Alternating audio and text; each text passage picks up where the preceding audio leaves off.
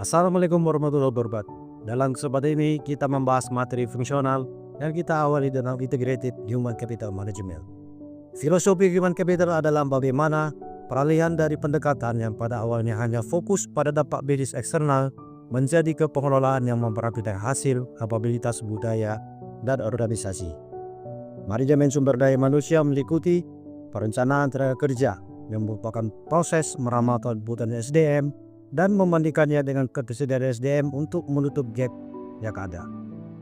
Adapun kompetensi dan manajemen kinerja harus berfokus pada penekanan pengelolaan kompetensi karyawan untuk meningkatkan kinerja individu dan tim sesuai dengan misi organisasi.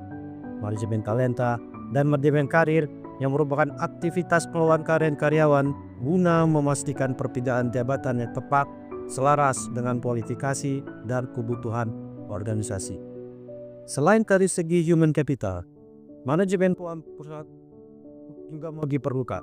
Manajemen keuangan perusahaan adalah peran pengelolaan dan strategi investasi untuk meningkatkan kinerja keuangan. Poin penting dalam manajemen keuangan adalah yang pertama, peran manajemen.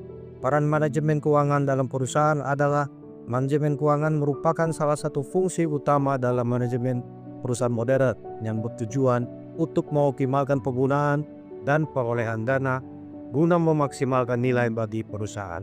Yang kedua, pengambilan keputusan keuangan terdapat dua sisi utama dalam manajemen keuangan, yaitu keputusan penggunaan dana dan juga keputusan pembiayaan.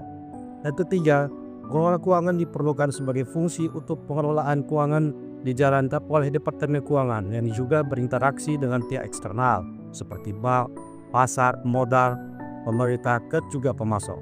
Pentingnya laporan keuangan, pemahaman terhadap laporan keuangan sangat berguna bagi perusahaan karena menyediakan informasi vital untuk pengambilan keputusan manajerial.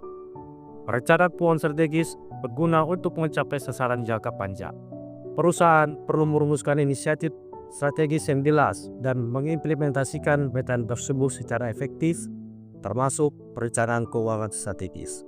Dengan mengikuti poin-poin ini, penting untuk kita memahami bahwa manajemen keuangan tidak hanya berkaitan dengan pengelolaan dana, tetapi juga strategi dan interaksi dengan berbagai pihak, yang semuanya saling berkaitan dalam meningkatkan kinerja finansial perusahaan secara keseluruhan. Selanjutnya yaitu manajemen operasional PKS.